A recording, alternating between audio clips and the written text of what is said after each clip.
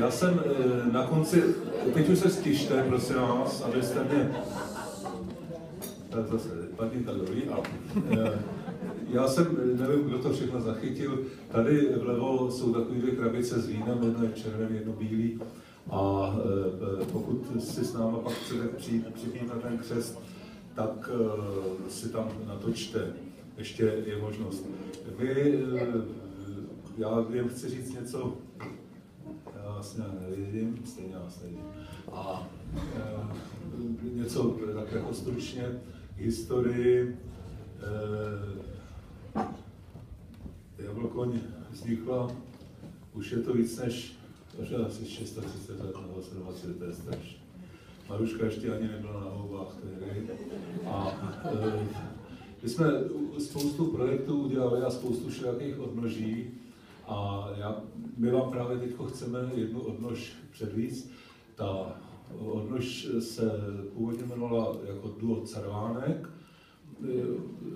To nás inspirovalo do Červánek, ale pak nás bylo víc. A tak já pozvu kolegy. My úmyslně tady nechceme hrát Jablkoň přímo, abyste přišli na Jablkoň, ale zaspíváme vám duo Cervánek. Pojďte, chlapci.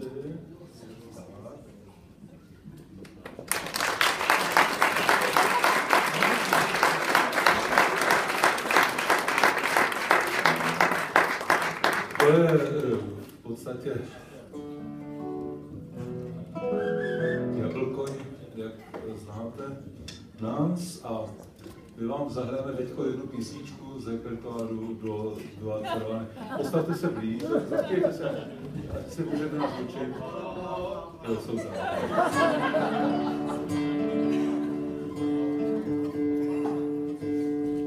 ale den co den se do hluby noří vstříc tajemný tmám.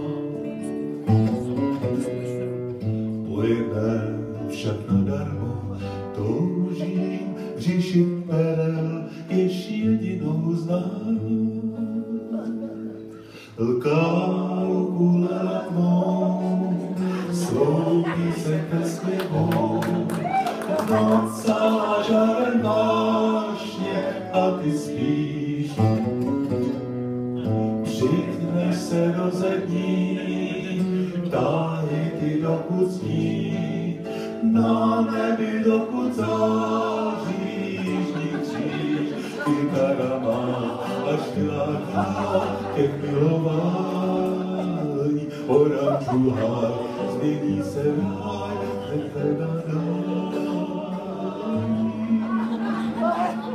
lkávou kůle letmou, svou píseň tesklivou, noc celá žárem vášně, a ty spíš, děvčatko, ty mé.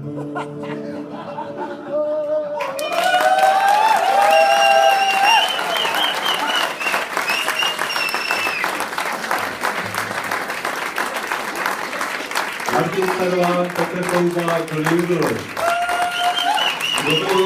Kdo by z nich hledal špičkové instrumentalisty, že?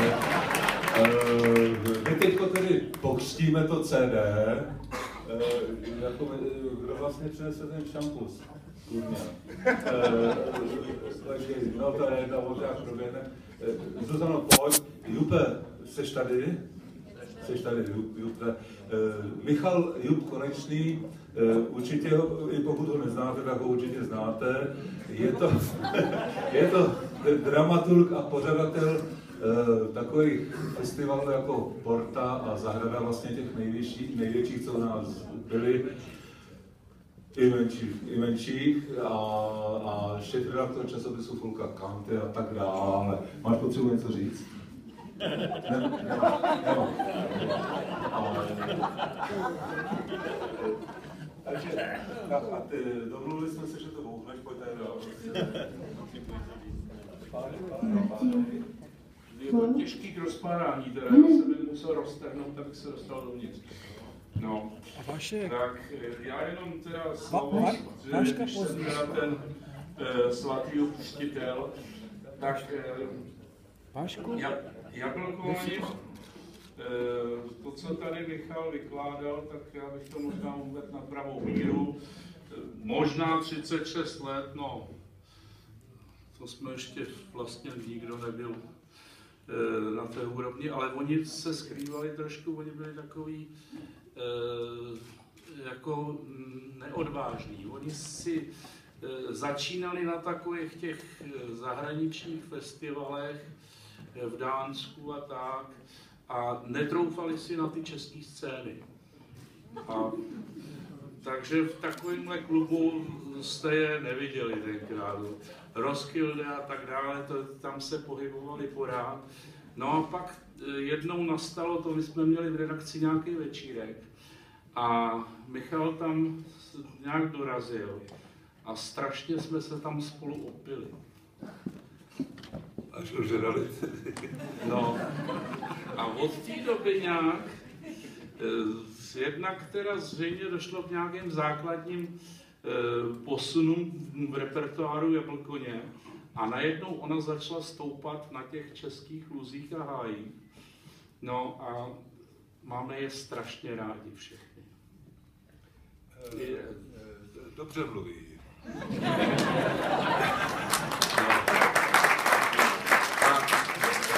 No a protože víme, že Michal dělal všelijaké takové ty zmenšeniny a přesmyčky, malá lesní jablkoň, no a teď půl jablkoň, tak kam se to bude ještě dál zmenšovat, prosím tě? No, taky jsme dělali symfonické jablkoň, který jako může zase přijít, to nás bylo asi 80, že jo? Takže všechno je možné, prostě všechno. Ještě prostě přestaň, my jsme se tady sešlo se nás tady víc. Tady je důležitý člověk. Dobře, prostě tě, nečel jsem si mohl myslet. A já teďko ještě nevím, jestli jsme tady všichni úplně. To je Vašek Miller, který dělal producenta té desce a vlastně ji celou tak jakoby zpropagoval a tak jo, řekni. Já vám chtěl jenom říct, kdyby vám zavolal Michal Němec, abyste dělali producenta té desky, neberte to.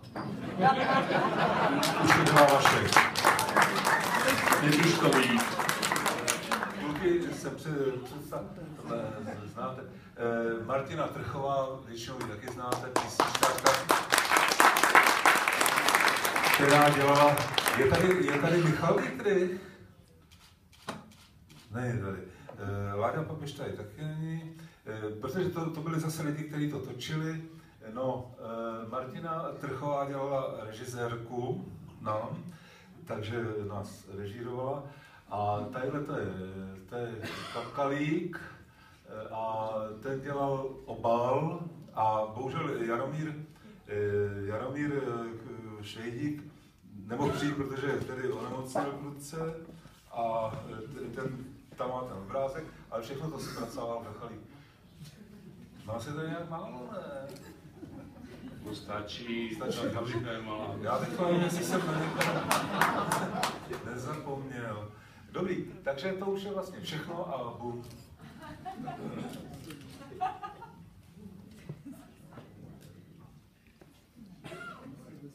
Klidu normálně, tady se reflektor teď zbytečně svítí.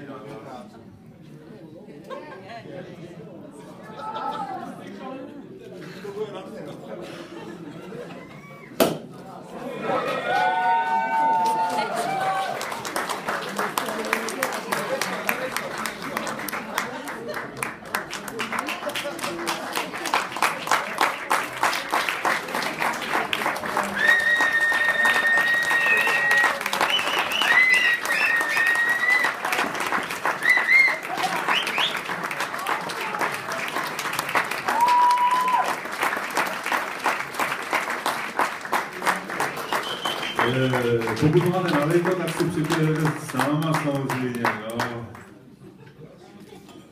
Já si myslím, že to bude stačit.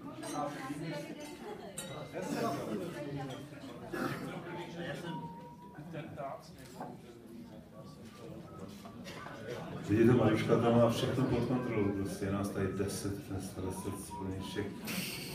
Co mi to tady děsí?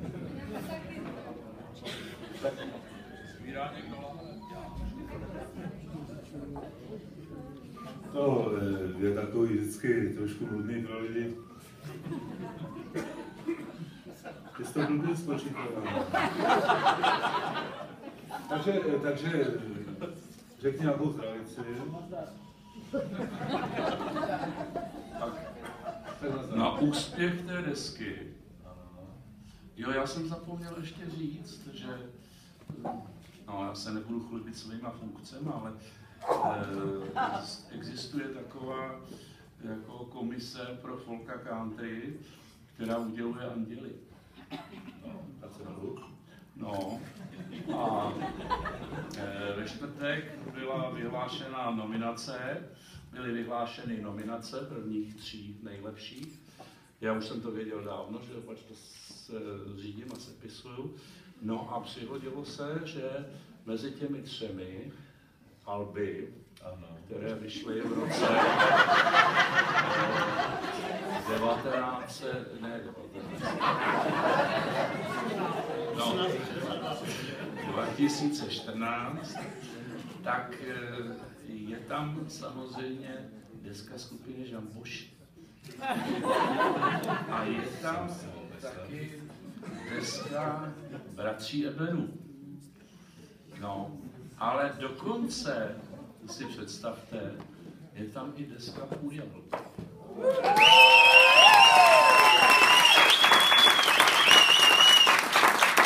Tak na další úspěchy Půl jablkoně, Čtvrtý jablkoně a koně.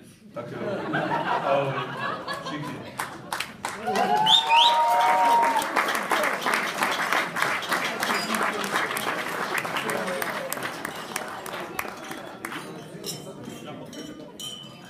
Máte všichni? Tak nazdar. No dobře. Takže to bychom měli oficiální část našeho. Máte ještě někdo potřebuje to říct? Ne. Ne. Dobře. Takže tím ukončuji oficiální část našeho vystoupení. Nebudeš? Dobře. Já jsem se toho trošku bál, ale takže my teď budeme pokračovat. Tak nějak, jako, víte, tím myslím, jako...